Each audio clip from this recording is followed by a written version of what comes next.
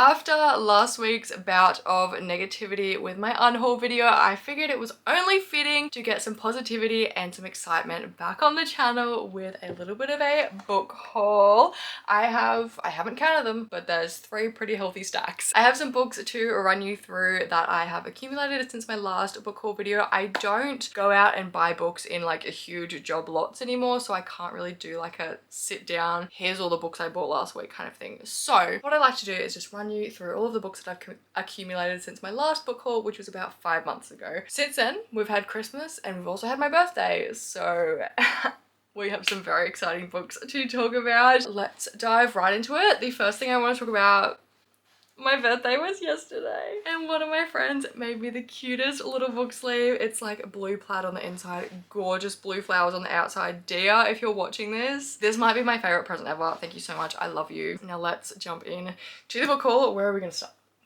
Let's start on the smallest pile. Now, fair warning, there's a lot of fantasy in here because my taste, she's changing. First up, we have Fear the Flames. My sister got me this one for Christmas by Olivia Rose Darling. I don't know a whole lot about this one except that it has dragons in it, but I'm excited to read it nonetheless. I'm excited to read all of these books. If I haven't already read them, I'm excited to read them. Pretty sure it's got like a princess and it's taking a very like Daenerys from Game of Thrones aspect where she like needs to save her dragons, I'm pretty sure. The foiling is absolutely beautiful. It's like catching the light just perfectly. Then we have The Book of Azrael by Amber V. Nicole. I have a feeling that I bought this one because it was on sale, but I have since actually learnt that it's a urban fantasy. Now, I'm not the biggest fan of urban fantasy. I don't really gravitate towards urban fantasy or dystopia, but inevitably when I do kind of get into that trope, which I will because that's just the way that my reading taste seems to go. I think I'll never read something and then I try it and I'm like, oh, I actually kind of like that. So when the time comes, this one is going to be the first one that I dive into. I've heard such fantastic things about it. I'm pretty sure it's like urban fantasy with like monsters and gods. It sounds kind of cool. It sounds a little bit different. It's gonna be interesting to dive into it when the time comes. Then we have Emily Wilde's Encyclopedia of Fairies. This was another Christmas present from my sister, same one who bought Fear the Flames. Can you tell she has a bit of a thing for a foiled cover? I think it's probably her favorite aspect of a book cover. She loves them. But yeah, one of my friends, Claire, hi bestie, I know you're watching this, she read this one and she absolutely loved it, so I'm definitely excited to jump into it. Definitely more of a like cozy cottage core kind of fantasy, I want to say. So it's gonna be interesting to dive into this one when I'm in a bit more of a like maybe relaxed, just wanting a bit of a comfort read. Next up, staying in the realm of fantasy, we have Phantasma by Kaylee Smith, I want to say. This one I bought because I started reading it on my Kindle when it was still on Kindle Unlimited. I think it's been traditionally published now, correct me if I'm wrong, but I started reading it on my Kindle. I have not finished it. I just read like the first chapter, I want to say, and it was really interesting because it had sort of like a ghosts paranormal aspect to it, which is not always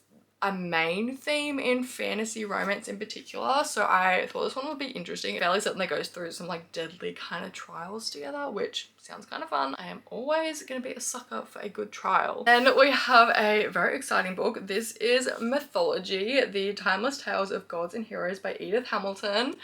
She's so beautiful. I saw a different variation of this cover the other day in the bookstore and it was like light colored. So beautiful, but this one is gorgeous. I am so excited to dive into this one eventually. Low-key, I really want to get more invested in like mythology, particularly Norse mythology, but Greek mythology is also like really interesting to me. And the inspo behind that, I've played Assassin's Creed Odyssey. It's probably my favorite of the Assassin's Creed franchise, which is a very unpopular opinion, I feel like, but I really enjoyed it. I really loved it. I would love to like actually dive deeper into the myths behind all of those little storylines and things. The other book to do with mythology that is probably my prized possession that I got for Christmas is Tales of Norse Mythology by Helen A. Gerber. Tell me that's not the most beautiful book you have ever seen in your life. She is stunning. Everything about it is just beautiful. Like, oh my god, this book, she's stunning, she's beautiful. I do really want to get to read her eventually, but for right now she's just sitting pretty on my shelves. But this one, beautiful, will serve a purpose. And then finally on that first little stack we have Quicksilver by Kelly Hart. I feel like all of these books have had foiling on them, but Quicksilver by Kelly Hart, I was gonna say Kelly Hart, I read this one in my reading viral book talk books for, I think I probably titled it a week. I think it took me about 2.5 weeks. weeks. But I read Quicksilver. I wasn't the biggest fan. If you want my deeper thoughts, go watch that video. But I'm undecided if I'm gonna read the second one in the series. I think I'm gonna kind of wait for some reviews to roll in before I dive into it. But looking at the absolute enormity of this paperback makes the fact that I read this in like a couple of days feel like a huge achievement. Now, starting on this second stack, on the top we have a book that I am so excited to get to. Probably like most excited out of every single book on this in this video. We have Iron and Embers by Helen Schurer. I'm fairly certain Helen, why do I always pronounce her first name wrong? It's always like Helene. This one just seems right up my alley. Kind of a like medieval gods, monsters, knights, like warriors, that kind of vibe. I'm actually currently reading Blood and Steel by her. I'm only, I want to say like 3 chapters in, but I'm really enjoying it so far. The main character, Thea, she could be a little bit more mature for me to like her a little bit more, but I'm fairly certain we follow her and the main male character for 4 whole books, so I'm waiting eagerly for some character development, but that has nothing to do with this book. Blood and Steel, that series is kind of like the prequel to this series, which this one is the one that I'm like eagerly anticipating, but I'm doing the right thing and reading The Legends of Thesma before I dive into the Ashes. Next up, I feel like I need to do these 3 together. Next up, we have this hunk of a series. Okay. Jordan No Worlds, I've had this book for a while. This is not part of the haul, but I saw Carissa Broadbent post like a little teaser to do with this series, and someone in the comments just out of the blue was like, oh, I bet she's getting traditionally published.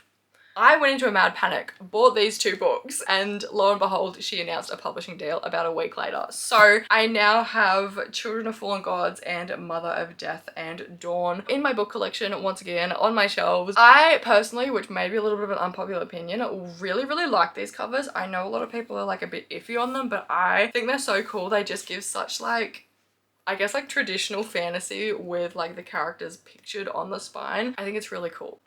Oh my god, I knew that was gonna happen. Okay, we're gonna have to stack these up a little bit better. Okay, moving on. The next fantasy book that I have for you is Bloodguard by CC Robson. I have not read this one just yet. I talked about it quite recently in a TBR video, but this one is basically a Gladiator kind of vibe, and it released shortly before the second Gladiator movie, which is why I was kind of like hotly anticipating it, because I was really excited for the second movie. It wasn't incredible. It wasn't like my favorite movie ever. I think it could have been better, but it caused me to buy Bloodguard because I was excited for some gladiators, for Pedro Pascal and Paul Mescal to be some gladiators. So I wound up with this one. I've not read it yet. It sounds pretty good. I haven't really heard anything about it since, so I'm not sure like what the vibes are. I think I'm probably either gonna love her or hate her, but time will tell. Then we have Six Scorched Roses. This is the little novella between the main 2 books in the Crown of Nyaxia series. It's not necessary to read it, but it's good for like backstory on some of the characters that you get introduced to in the second book. I really enjoyed it. It's a really quick little read. I think it's about 200 pages. This book takes place in the human lands, where previously we've only been in the vampire lands. So it was really cool to leave that little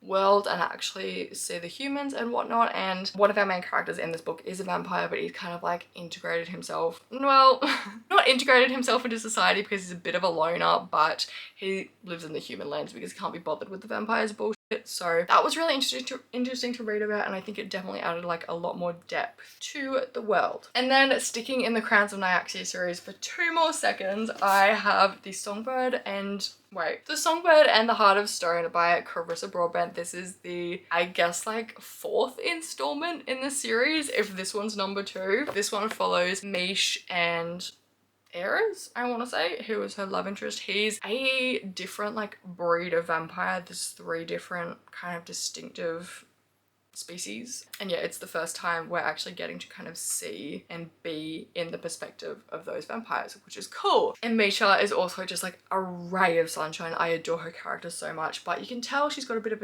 dark backstory, so I'm really interested to read this one and the second book in this duet. I'm not reading this one till the second one comes out because I cannot deal with a cliffhanger. Then next up we have Leave Me Behind by KM Morinova. I started this one in my reading 100 pages a day for a week reading vlog, which I posted 2 weeks ago, I want to say. I haven't finished it, but I have made it to about 50% in. It's okay. I just don't think I'm really in my dark romance era right now. It's a very dark bully military romance, which, as I said, I feel like I'm not really in my dark romance era anymore. But when I get back in it, I think I'm gonna absolutely devour this book. It's written pretty well. Both characters, one of them, the heroine is really cool. She's really badass. The hero, he's got a very, very, very dark backstory that like has made him not a very nice person. So it's an interesting read. I haven't finished it yet, but I'm gonna continue slowly working my way through it. Then we have The Rebel King by Kennedy Ryan. She's gotten a little bent somehow, but I bought this one because I was reading The Kingmaker by Kennedy Ryan, which is the first one in this little duet, and I was really enjoying The Kingmaker. I haven't finished it yet, but I was really enjoying it. So I bought the second one, and when I finally do finish The Kingmaker, I'm going to be very, very happy to have this one in my hands. Then next up, my favorite book of the year. This is A Fate Inked in Blood all over again. I'm gonna mention this book in every single video that I film. You're never gonna hear me shut up about it. It is Rain and Ruin by J.D. Evans. This is the first book in the Mage of the Wheel series, and it follows these two really cool characters, really complex, really well-rounded. It's set in the Middle East. I believe it's based on Turkey, and it's just such a cool book, dude. There's like elemental magic. She is like the ruler or trying to gain power in her little like faction, and oh my god, this series is incredible. I've only read the first book. This book was incredible. Speaking of the Mages of the Wheel, I have the third book.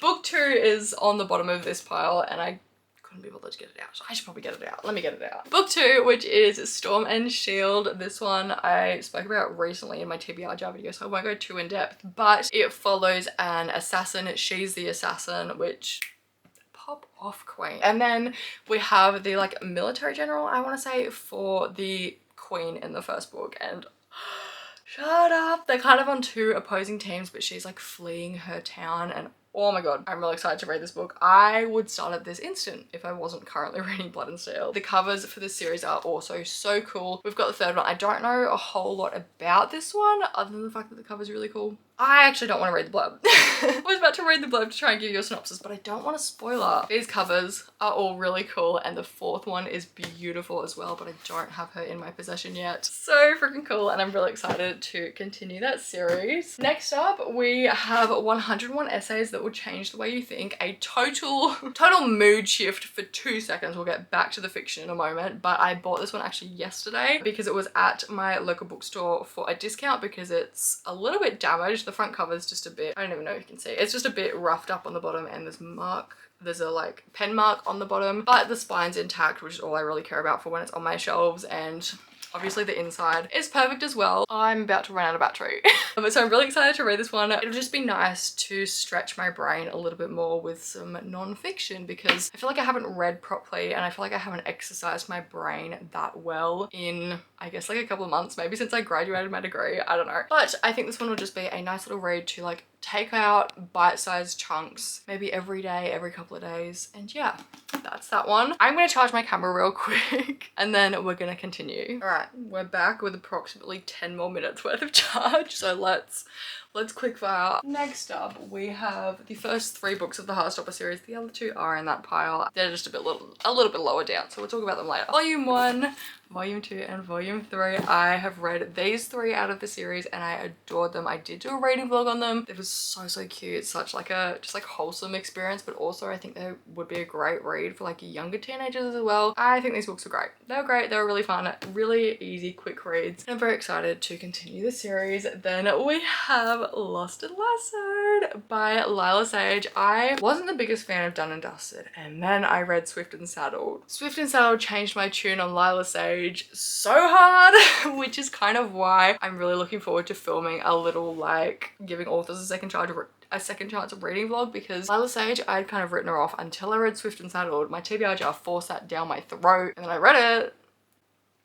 and I really liked it. I liked it so much I had to buy the third book in the series. So Lost and Lasso, super cute cover. I think this is Teddy and Gus's story, so it's kind of like a single dad. They have a bit of a like tumultuous enemies to lovers kind of relationship, but I'm so excited for their book. Lila Sage's books are honestly, they're like 250 pages long. They're so easy to read, really cute, but still like such well-rounded storylines and characters. Next up we have Spiral by Belle Cabra. Dia bought me this copy with the little book sleeve. If you're watching this, put a little note in it so that I hold on to this one because it's a little bit more sentimental that way, I feel like. We have Spiral by Belle Cabra. This is the second book to Collide. I've not read Collide yet. Well, I read like a couple of chapters of Collide and really liked what I read so far, so picked up Spiral, and then Dia bought me a second copy, and this one's the one I'm holding on to. But yeah, I'm really excited to get to this one. It is a ballerina and a hockey player, which absolutely, I'm gonna eat it up. I know I'm gonna be obsessed with it. Then next up we have Lights Out by Nevessa Allen. This one blew up on Book Talk. I've been seeing so much about it. I think I'm either gonna love it or hate it. I think it's gonna either be like